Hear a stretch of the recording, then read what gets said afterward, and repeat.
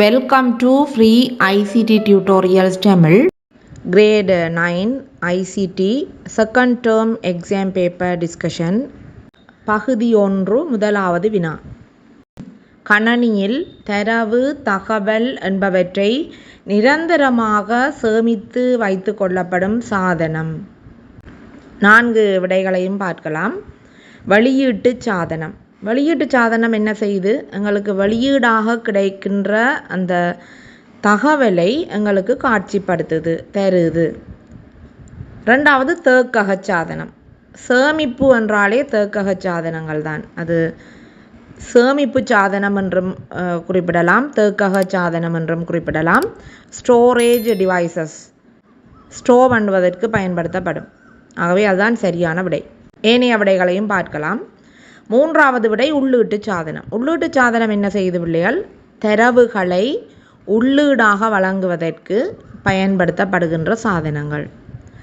4வது அனைத்தும் சரி என குறிப்பிடப்பட்டிருக்கின்றது. ஆகவே சரியான விடை 2வது விடை. 2வது வினா, தேக்கச் சாதனத்திற்கு உதாரணமாக அமைவது.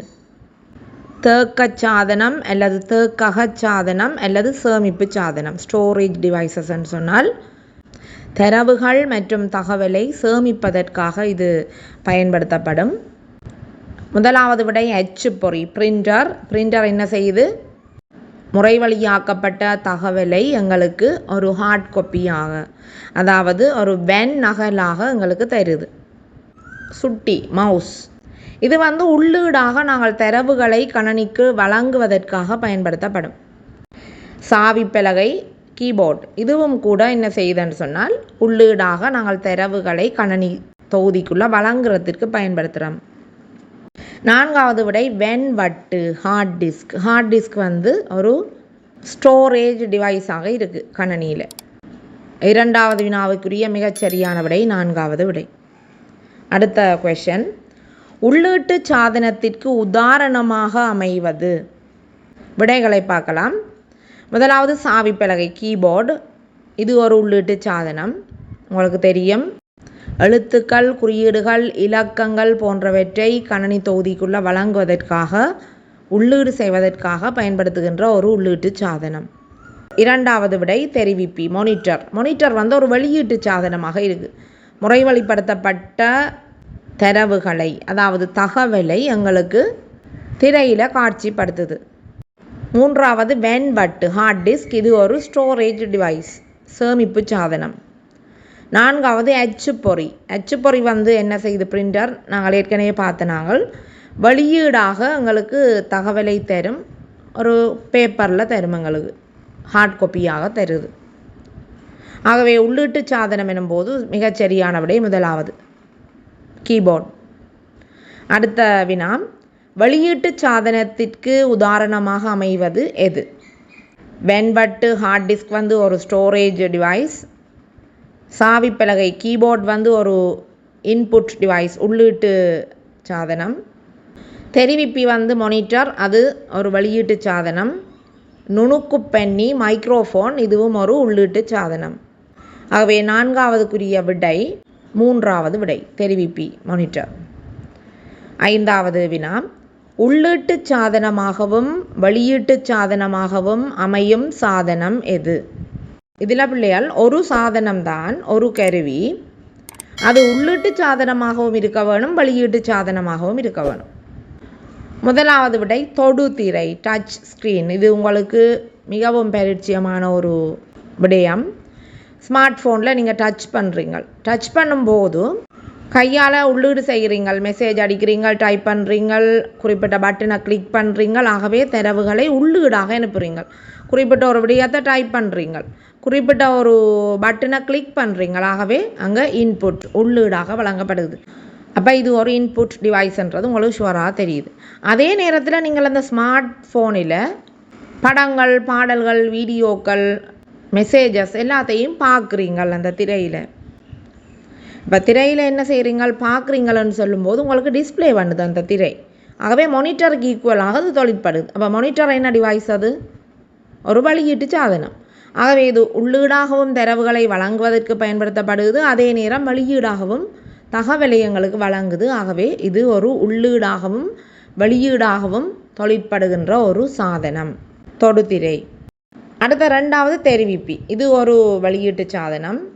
சாவிப்பலகை கீபோர்ட் வந்து ஒரு உள்ளீட்டு சாதனம். வெண்வட்டு ஹார்ட் டிஸ்க் வந்து ஒரு சேமிப்பு சாதனம். 6வது வினா. முறைவழியாக்கியின் கதி அளக்கும் அலகு எது? கணனியின் கதி அல்லது முறைவழியாக்கியின் கதி அல்லது கடிகார கதி என்ற மறுபெயர்கள் இதுக்கு இருக்கு. இந்த கதியை அளவிடும் அலகு வந்து hertz. HZ, capital H small Z, hertz. இதில் மெகா ஹெர்ட்ஸ் என்று வந்தாலும் சரி, கிகா ஹெர்ட்ஸ் என்று வந்தாலும் சரி, அல்லது ஹெர்ட்ஸ் என்று வந்தாலும் சரி. அப்போ இதில் வந்து உங்களுக்கு விடையாக வழங்கப்பட்டிருக்குது 4வது விடை கிகா ஹெர்ட்ஸ், GHZ. ஏனைய விடைகளை பார்ப்போம். 1வது விடை GHA என குறிப்பிடப்பட்டிருக்கு. அது பற்றி நீங்கள் ஒரு விடையும் படிக்க இல்லை, அது என்னன்னு தெரியாது. அடுத்த GB, கிகாபைட் என தரப்பட்டிருக்குது. இது வந்து சேமிப்பு, அதாவது தரவு தகவலை சேமிப்பதற்காக பயன்படுத்துகின்ற ஒரு அலகு. அதே போல தான் MB, மெகாபைட்ஸும் சேமிப்பதற்காக பயன்படுத்தப்படும். ஆகவே மிகச்சரியான விடை 4வது விடை. அடுத்த வினா. மென்பொருளை வடிவமைத்தலும் உருவாக்கலும் எனும் பணியை செய்யும் பயனரின் பெயர். மென்பொருளை வடிவமைத்தலும் உருவாக்கலும் எனும்போது அது ஒரு செய்நிரலை எழுதுதல், அதை டிசைன் பண்ணுதலுடன் தொடர்புடையது. ஆகவே 1வது விடை செய்நிரலர். 2வது விடை முறைமை பகுப்பாய்வாளர். முறைமை பகுப்பாய்வாளர் வந்து உருவாக்குறையில். முறைமை பகுப்பாய்வாளர் என்று சொன்னால் சிஸ்டம் அனாலிசிஸ்ட். மென்பொருள் பொறியியலாளர் என்று சொன்னால் சாஃப்ட்வேர் இன்ஜினியர். 4வது விடை கணனி பிரயோக உதவியாளர், கம்ப்யூட்டர் அப்ளிகேஷன் அசிஸ்டண்ட். இப்போ இதில் மிகச்சரியான விடை செய்நிரலர். இந்த செய்நிரலர் ப்ரோக்ராமர் தான் என்ன செய்வார்ன்னு சொன்னால் டிசைன் பண்ணி அதை கோடிங் மூலமாக அந்த குறிப்பிட்ட ப்ராப்ளத்தை சால்வ் பண்ணுவதற்குரிய வேலையை செய்வார், அந்த படிமுறையை செய்வார், வடிவமைத்தல் மற்றும் உருவாக்கல். ஆகவே 7வது வினாவுக்குரிய சரியான விடை செய்நிரலர். 1வது விடை புரோகிராமர். 8வது வினா. 2 அல்லது 2க்கு மேற்பட்ட கலங்களை ஒன்றாக இணைப்பதற்கு மின் விரிதாள் மென்பொருளில் பயன்படும் கருவி எது? இதில் பார்த்தீங்கள் என்றால் பிள்ளைகள் விடைகளாக எழுத்தில் தெரியல, அந்த பட்டனுண்டு அமைப்பு அப்படியே வழங்கப்பட்டு இருக்கு. 1வது பாருங்க, ஒரு பிரிண்டர் படம், பிரிண்ட் செய்வதற்குரிய பட்டன். 2வது படத்தை பார்த்தீங்கன்னு சொன்னால் இது ஒரு தாள் ஒன்று இருக்குது, ஒரு பேப்பர், அதை போல் மேலே இன்னொரு தாள் ஒன்று இருக்குது. ஆகவே இது வந்து கொப்பிக்குரிய அமைப்பு. கொப்பியும் இந்த வேலையை செய்யாது. 3வது எங்களுக்கு ஒரு கத்தரிக்கோண்ட படம் தரப்பட்டிருக்குது. கத்தரிக்கோண்ட வேலை என்ன? வெட்டுதல். ஆகவே இங்கே கட் என்பதற்குரிய சிம்போல் தான் இது. 3வது இதுவும் பெறாது. கட்டுன்னு சொன்னால் ஒரு இடத்துல இருக்கிற ஒரு சொல்லாக இருக்கட்டும், ஒரு பந்தியாக இருக்கட்டும், அதை அப்படியே கட் பண்ணி எடுத்து இன்னொரு இடத்துல நாங்கள் பேஸ்ட் என்பதை கொடுத்து போட்டுக்கொள்வோம். கட் பண்ணிய இடத்துல அந்த விடயம் இருக்காது. ஆனால் பேஸ்ட் பண்ணியவுடன் எத்தனை தரம் பேஸ்ட் பண்ணாலும் அந்த இடங்களில் அதனை கட் பண்ணின விடயத்தை நாங்கள் மீள பெற்றுக்கொள்ள முடியும். அடுத்தது 4வது படத்தை பாருங்க. மேலே 2 செல்ஸ் இருக்குது, கீழேயும் 2 செல்ஸ் இருக்குது, நடுவில் அந்த 2 செல்ஸும் இணைக்கப்பட்டிருக்கு, 2 பக்கம் மெரோ போட்டிருக்கு. அது படத்தில் பார்க்கவே தெரியுது உங்களுக்கு. 4வது விடை சரியான விடை. 2 கலங்களை இணைப்பது என்பது மேர்ஜ் செல்ஸ். மேர்ஜ் பண்ணுறது, 2 கலங்களை இணைத்து ஒரு கலமாக மாற்றுவது. டேபிள் போடும்போது நீங்கள் அது தேவையாக இருக்கும். இப்போ 9 பாடங்கள் நீங்கள் படிக்கிறீங்கள். அந்த 9 பாடங்களையும் கொமனாக இணைத்து சப்ஜெக்ட்ஸ், பொதுவாக பாடங்கள் என்ற ஹெடிங் போடும்போது அந்த 9 செல்ஸையும் இணைத்து ஒரு செல்லாக மாற்றுவதற்கு இது உதவும். அதே போல் இங்கு 2 செல்ஸ் என குறிப்பிடப்பட்டிருக்கு. ரைட். அடுத்த வினா. பல்லூடக எறிவையுடன் குறித்த சாதனத்தை இணைத்தால் ஒலி ஆடியோ அண்ட் வீடியோ வெறு விளைவாக கிடைக்கும். இதற்கு பொருத்தமான விடைகளை பார்க்கலாம். டிவிஐ துறை, விஜிஏ துறை, HDMI துறை, PS2 துறை. இதற்கு மிகச்சரியான விடை HDMI துறை. இந்த துறைகள் தொடர்பாக நாங்கள் ஏற்கனவே படிச்சிருக்கிறோம். கிரேட் 8 கூட நீங்கள் படிச்சிருப்பீங்கள். அது தொடர்பான வீடியோவும் இதில் இருக்குது, பார்த்துக்கொள்ளலாம். HDMI என்று சொன்னால் ஹை டெஃபினிஷன் மல்டிமீடியா இன்டர்ஃபேஸ்.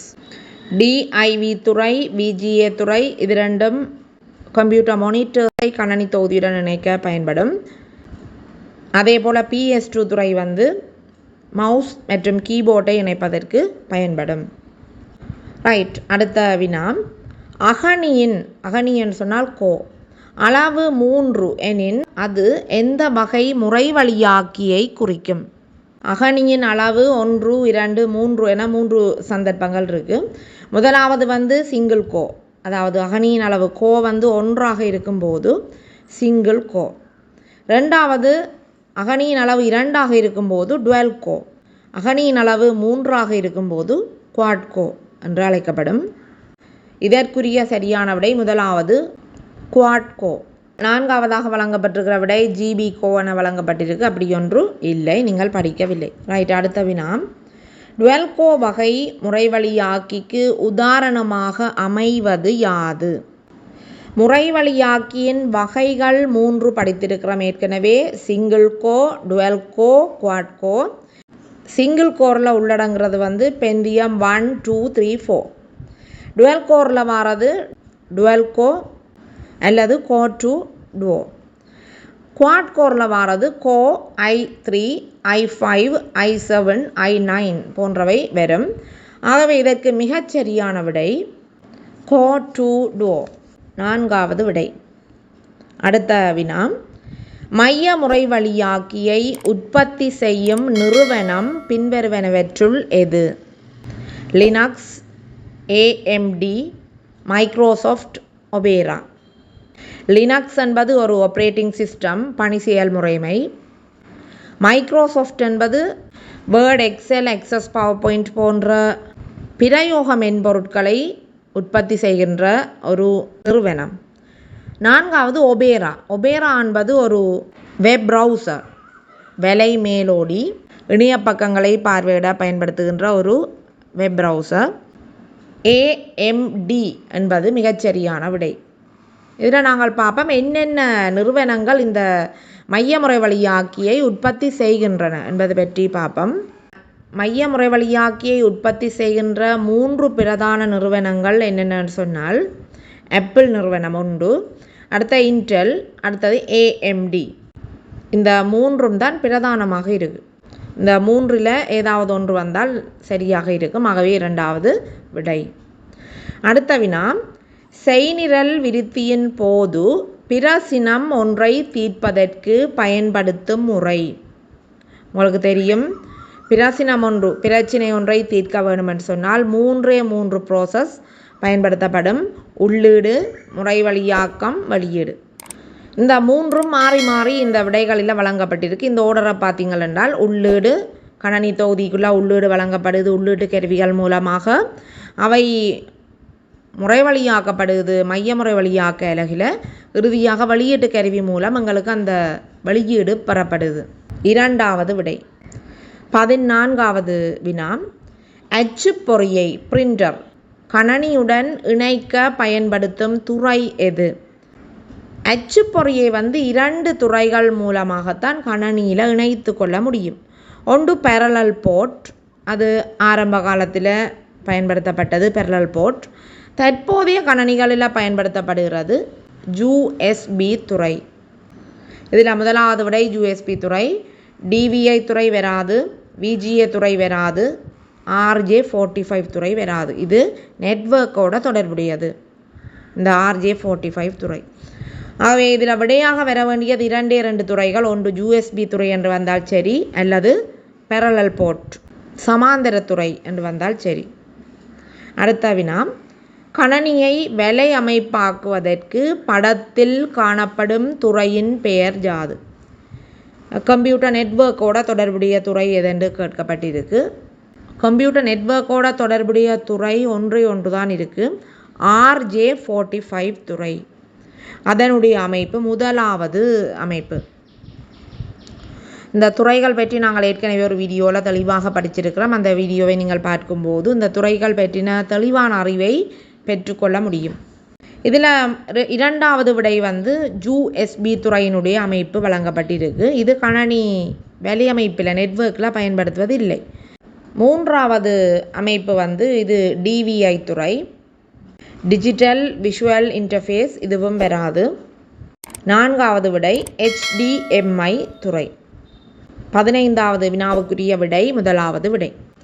16வது வினா, இங்கு காட்டப்பட்டுள்ள உருவில் கலவீச்சின் முகவரி யாது? இந்த படத்தில் பார்த்தீங்கன்னு சொன்னால் ஒரு கலவீச்சு காட்டப்பட்டிருக்குது. 3 கொலம்ஸ் மற்றும் 2 ரோஸ் சேர்ந்து உருவாக்கப்பட்டிருக்கு. 6 கலங்கள் செலக்ட் பண்ணப்பட்டிருக்கு. இந்த வீச்சு நாங்கள் பார்க்கும்போது சமனடையாளம் போட்டு முதலாவது கல முகவரியை போடுவோம், ஃபர்ஸ்ட் செல். இறுதி கல முகவரியையும் போடுவோம், நடுவில் கோலோன் போட்டுக்கொள்ளுவோம். இங்கு முதலாவது கல முகவரி A1, இறுதி கல முகவரி C2. A1க்கும் C2க்கும் இடையில் கோலோன் போடப்பட்டிருக்க வேணும். 4வது விடை. அடுத்த வினா, இங்கு காட்டப்பட்டுள்ள மின்விரிதாளில் C2 கல முகவரியில் உள்நுழைக்க வேண்டிய சூத்திரம் யாது என கேட்கப்பட்டிருக்கு. இந்த படத்தில் பார்த்தீங்கன்னு சொன்னால் இந்த எக்ஸல் ஸ்ப்ரெட்ஷீட் காட்டப்பட்டிருக்குது. C2வில் வந்து A2 மற்றும் B2வில் உள்ள இலக்கங்கள் கூட்டப்பட்டு போடப்பட்டிருக்கு. 150 மற்றும் 140 கூட்டப்பட்டு 290 என போடப்பட்டிருக்கு. கூட்டுவதற்கு உங்களுக்கு தெரியும் சம் என்ற ஒரு ஃபங்க்ஷன் நாங்கள் பாவிப்போம். அந்த வகையில் முதலாவது ஃபங்க்ஷனோ ஃபார்முலாவோ ஈக்குவல் சைன் போட்டுக்கொள்ளுவோம். ஈக்குவல் போட்டு சம் SUM.